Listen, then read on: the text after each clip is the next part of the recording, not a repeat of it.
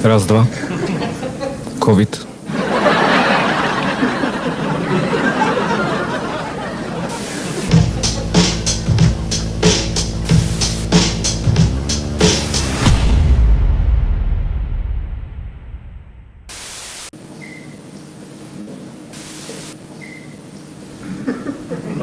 Bože, takmer nikto neprišiel.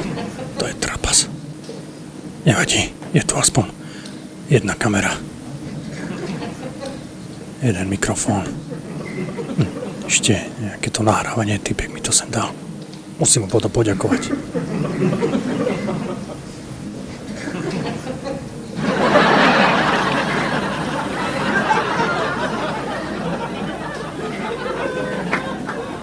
Nevadí. Čo som to chcel povedať? Aha, jasné. Američania. COVID-19 vytvorili Američania. Ako som sa to učil? Počkať. COVID vytvorili Američania, aby... Prečo? Nejako to posmolím.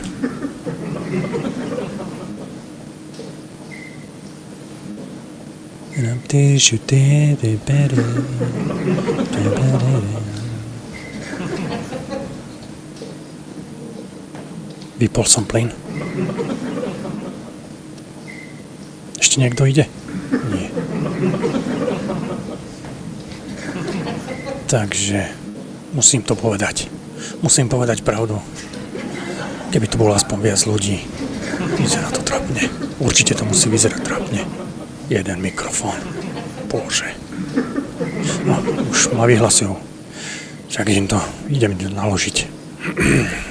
Tak, poďme na to.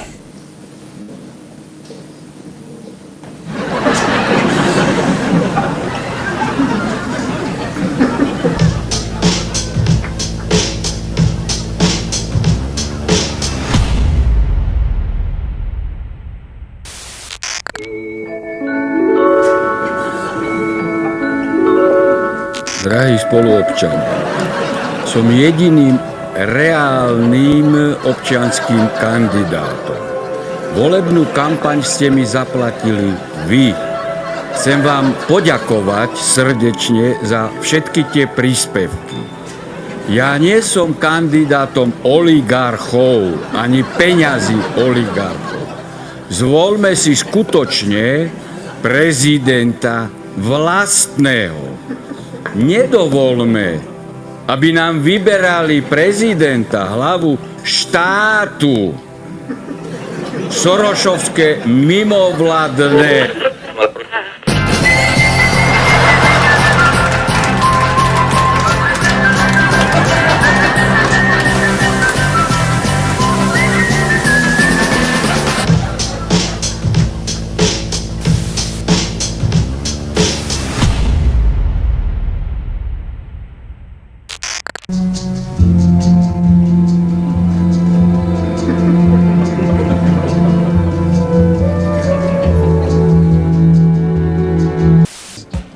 Jesenné obdobie sa využíva na skvalitňovanie pôdy, zaprávaním maštalného hnoja, vápnením, podrývaním.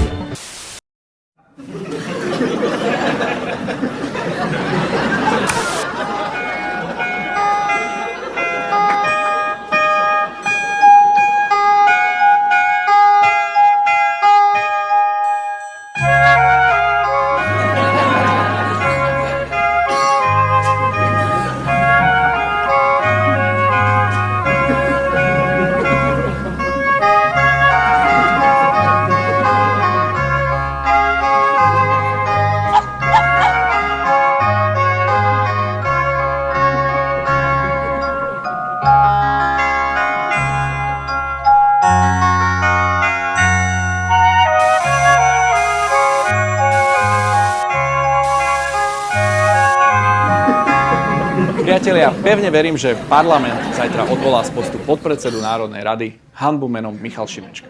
Dobrý večer, na dobrú noc, Macko z plíšu spieva vám. Volajú ma Macko uško, lebo smiešené uško mám. Huncút som a rád sa hrám. S humorom je predsa fuška. Všetky deti rád ja mám. To je heslo Macka Uška.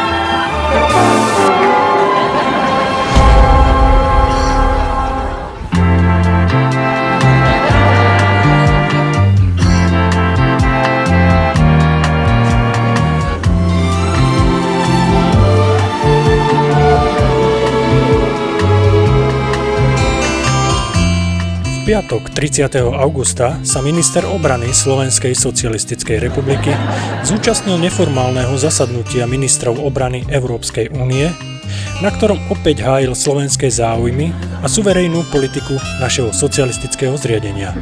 Vyzdvihol potrebu boja za mier a jasným hlasom vyslovil pozitívnu správu o svojich kolegoch v Európskej únii, ktorí už začínajú rozumieť slovám predsedu Slovenskej národnej rady a premiéra Slovenskej socialistickej republiky Roberta Fica.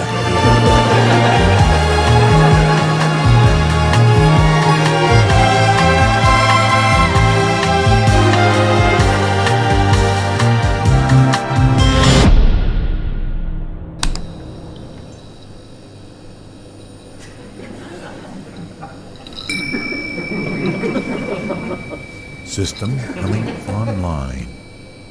Z počutého vyplýva, že náš záujem o formovanie socialistického spôsobu života vyplýva z niekoľkých stránok.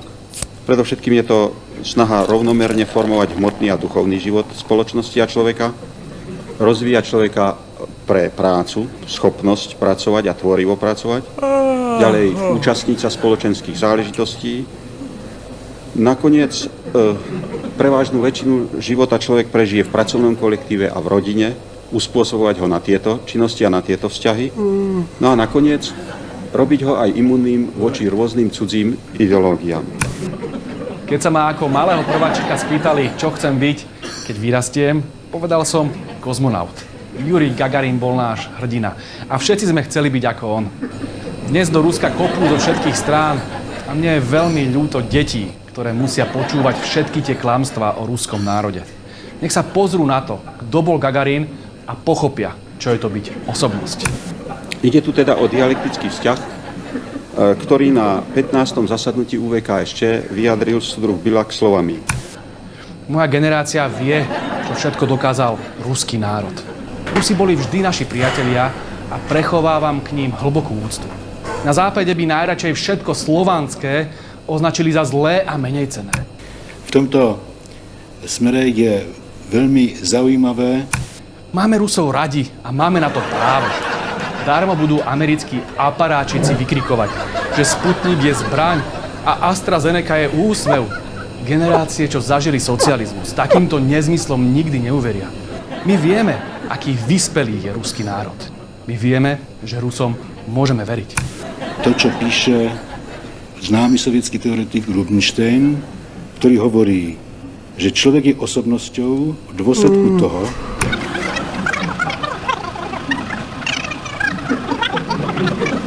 myslím, že práve tieto vlastnosti človeka sú podmienkou všestranného rozvoja spoločnosti.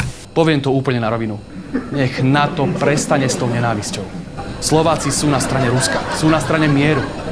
A do Ruska odkazujeme. Spasíba, priatelia.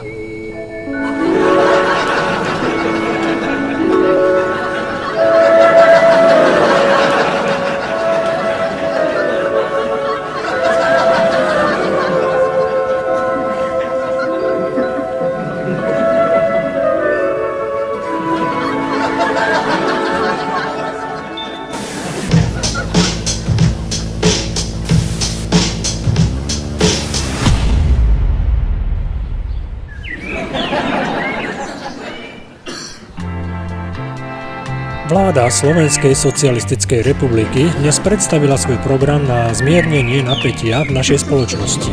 Ako prvý krok predstavila snahu o zmier pomocou televíznych debát s názvom Rešpektujem iný názor, v ktorej sa budú stretávať oba tábory našej tzv. Rozdelenej spoločnosti v debatách, na základe ktorých by sme mali pochopiť konanie našej novozvolenej vlády.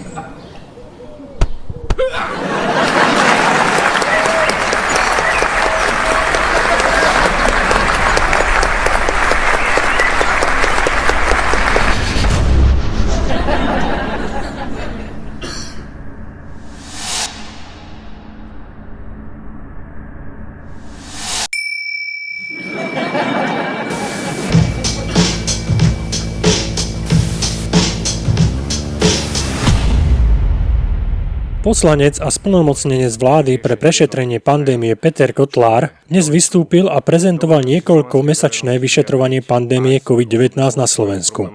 Všetci sa zhromaždili plní očakávania, aby si vypočuli výsledok niekoľkomesačnej práce. Najvážnejšie dôvody, ktoré sú obsahom správy, by som zhrnul do dvoch podstatných bodov. Ohrozenie verejného zdravia a ohrozenie suverenity štátu. Prosím teraz pustiť krátky príhovor od doktora Fleminga, ktorý bol určený vláde Slovenskej republiky.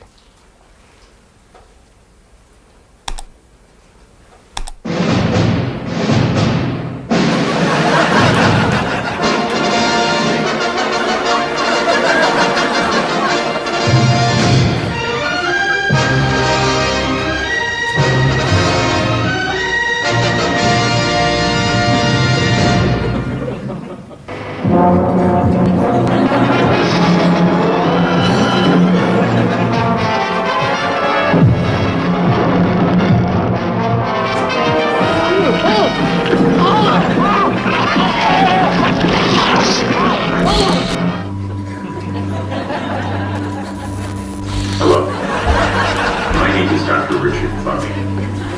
I'm a PhD, MD, JD in the United States of America.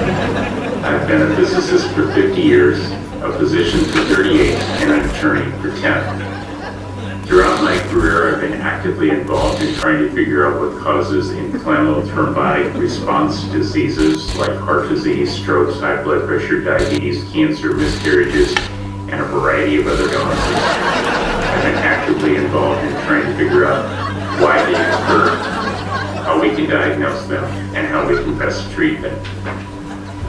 As a result, 4.5 years ago, when SARS-CoV-2 COVID-19 disease, I became actively involved in the investigation and research of violence.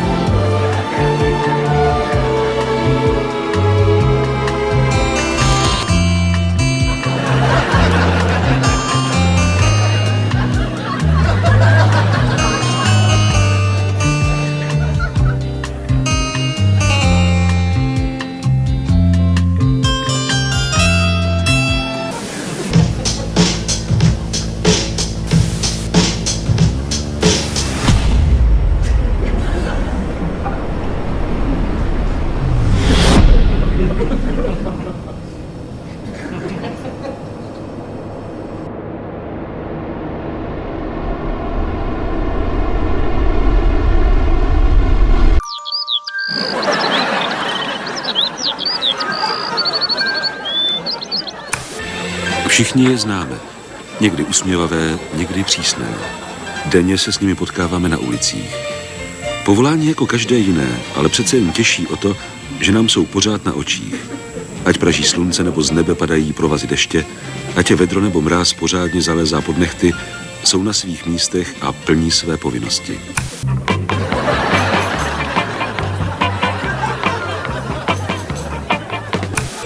Stačí si připomenout jen rok 1948, kdy spolu s dělníky ze všech našich továren šli hájit nový společenský řád. Na 16. sjezdu komunistické strany Československa řekl soudruh Husa: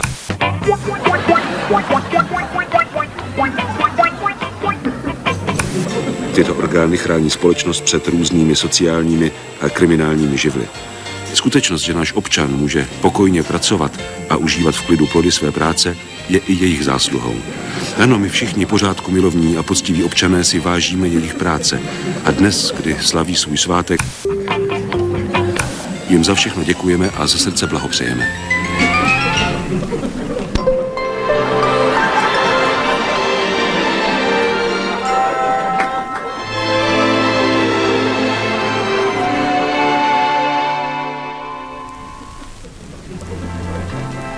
Formovanie socialistického človeka je neoddeliteľné od socialistického spôsobu života. Karol Marx túto jednotu veľmi presne charakterizoval jednou vetou. Ako individuá svoj život zvonkajšťujú, takými sú. Socialistického človeka formuje socialistická spoločnosť a každodenný život v nej. A naopak, on za svojím dielom vytvára, dotvára túto spoločnosť. Dovoľte ešte na záver, aby sme vám doporučili literatúru, ktorá prehlbí vaše poznatky v tejto oblasti.